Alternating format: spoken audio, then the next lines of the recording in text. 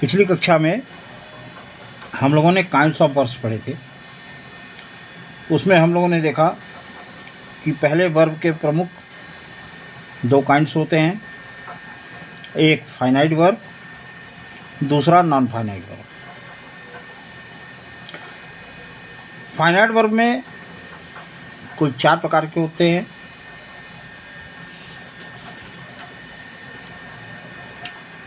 Transitive verb, intransitive verb,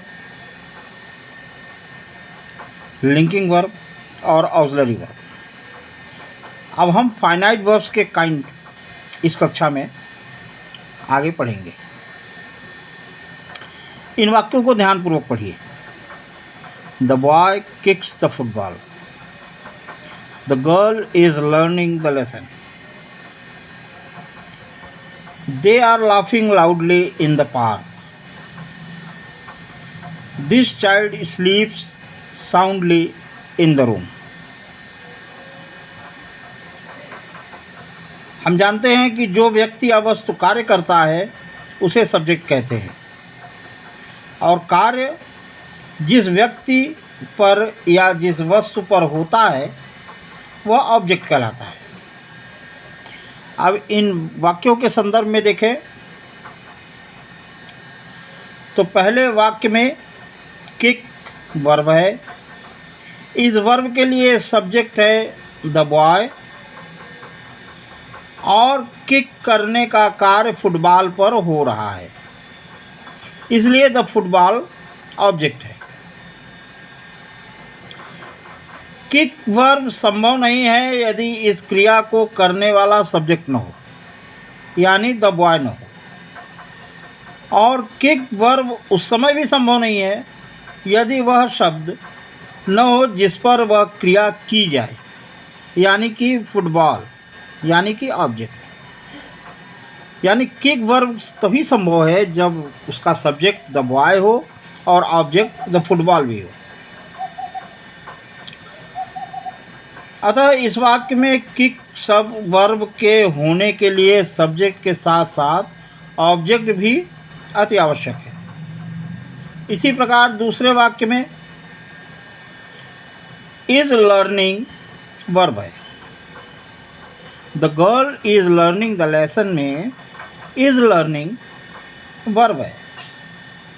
इस verb के लिए सब्जेक्ट द गर्ल है और ऑब्जेक्ट है द लेसन। प्रत्येक वर्ब के लिए सब्जेक्ट का होना तो अति आवश्यक होता है, परंतु इस वाक्य में हम देखते हैं कि यदि याद करने का कार्य केवल तभी संभव होगा जबकि वह वस्तु हो जिसे याद करना है, यानी कि लेसन हो।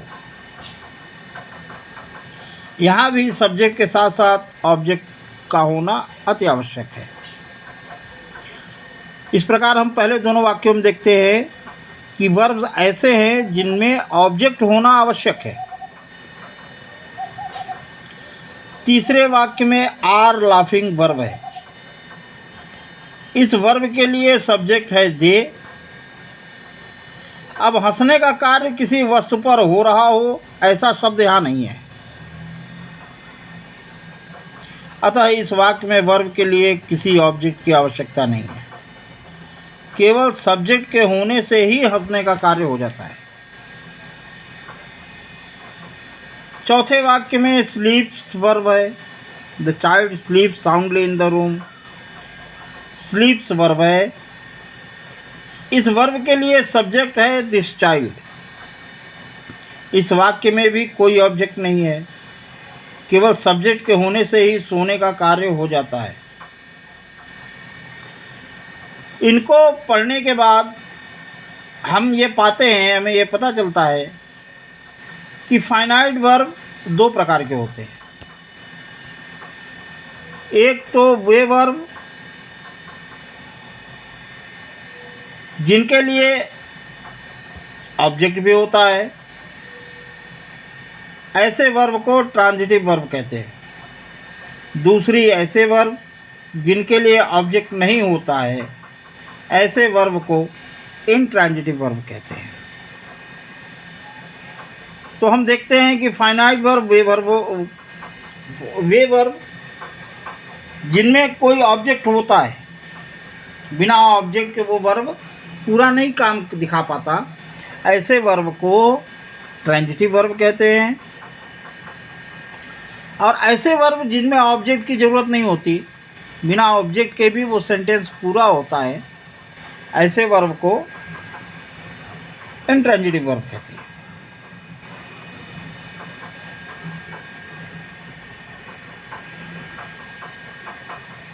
अब आगे 2 वाक्य लिखे हैं, उनको देखिए। Birds fly, they are happy.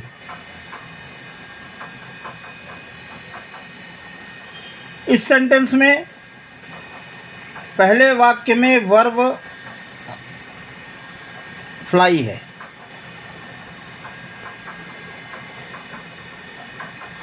दूसरे वाक्य में वर्ब है आर। इन दोनों ही वाक्यों की वर्ब इंट्रांजिटिव है, परंतु पहले वाक्य में प्रेडिकेट भाग वर्ब के साथ ही समाप्त हो जाता है। हम जानते हैं सेंटेंस के 2 भाग होते हैं, सब्जेक्ट और प्रेडिकेट।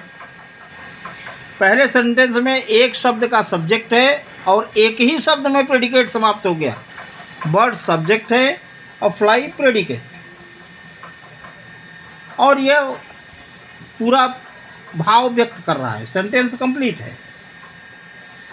दूसरे वाक्य में भी यदि हम वर्ब के साथ ही प्रेडिकेट को समाप्त कर दें और सिर्फ दे आर लिखे या दे आर कहें, तो भाव पूरा स्पष्ट नहीं होता। यहाँ प्रेडिकेट अपूर्ण रह जाएगा। यदि दे आर हैप्पी में हैप्पी को हटा दे और सिर्फ कहे दे आर, तो वो सेंटेंस कंप्लीट नहीं होगा, सेंटेंस इनकम्प्लीट रह जाएगा। दे आर के बाद हैप्पी लिखने पर प्रेडिकेट पूरा होता है। ऐसे इंट्रांजिटिव वर्ब को वर्ब ऑफ इनकम्प्लीट प्रेडिकेशन कहते हैं। यहाँ हैप्पी शब्द प्रेडिकेट को पूरा कर रहा है, यानी हैप्पी शब्द इस सेंटेंस का पूरक है।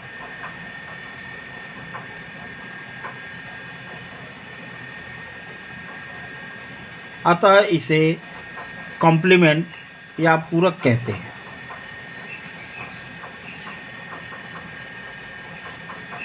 वर्ब ऑफ इनकम्प्लीट प्रेडिकेशन अपने अर्थ में होना यह भाव व्यक्त करती है।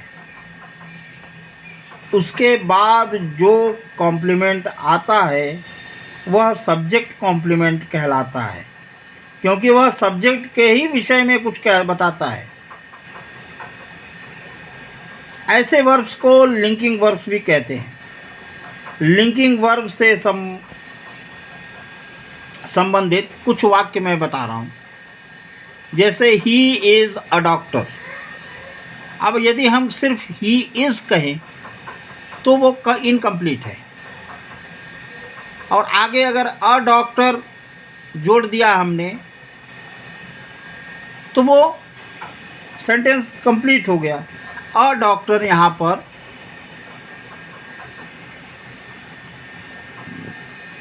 प्रेडिकेट है लिंकिंग वर्ब का,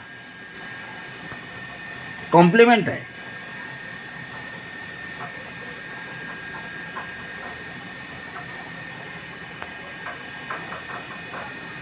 इस प्रकार हम देखते हैं कि जिस वर्ब के अर्थ को पूरा करने के लिए कॉम्प्लीमेंट या पूरक का प्रयोग किया जाता है उसे लिंकिंग वर्ब या वर्ब ऑफ इनकम्प्लीट प्रेडिकेशन कहते हैं।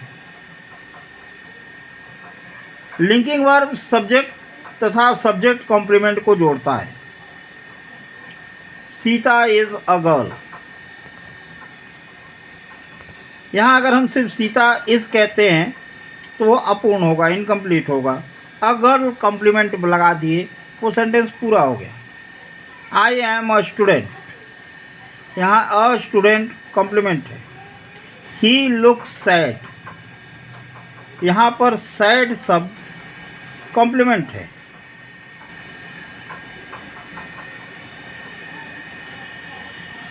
अब नीचे कुछ वाक्य दिए हुए हैं।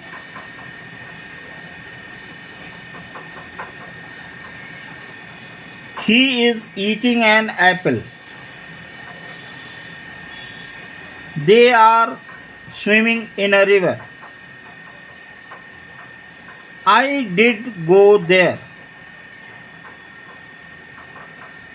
We have written the essay.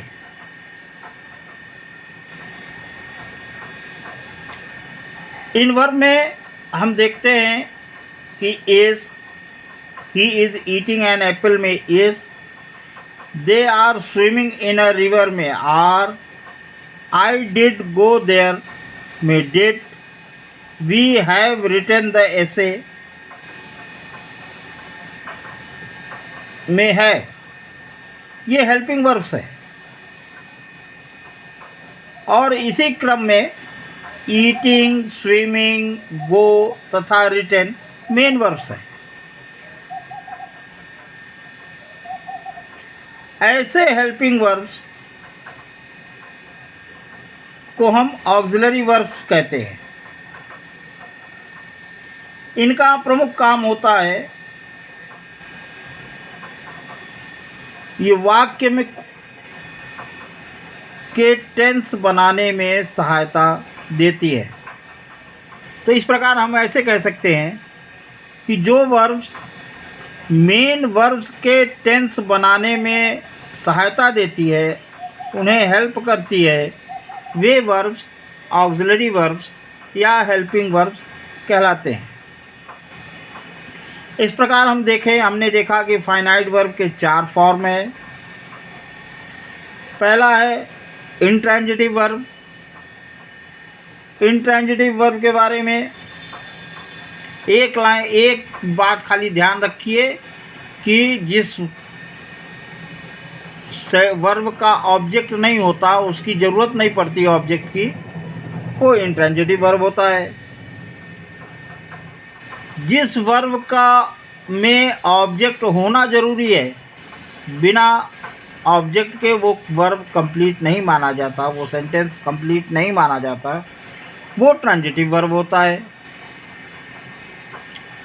जिस वर्ब को कंप्लीट करने के लिए किसी कॉम्प्लीमेंट की ज़रूरत पड़ती है, उसे लिंकिंग वर्ब्स कहते हैं। और जो वर्ब मेन वर्ब के टेंस बनाने में सहायता देती है, उसे हम ऑक्सिलरी वर्ब कहते हैं। अगली कक्षा में अगले पार्ट में हम इन सब की अलग अलग विस्तार से चर्चा करेंगे।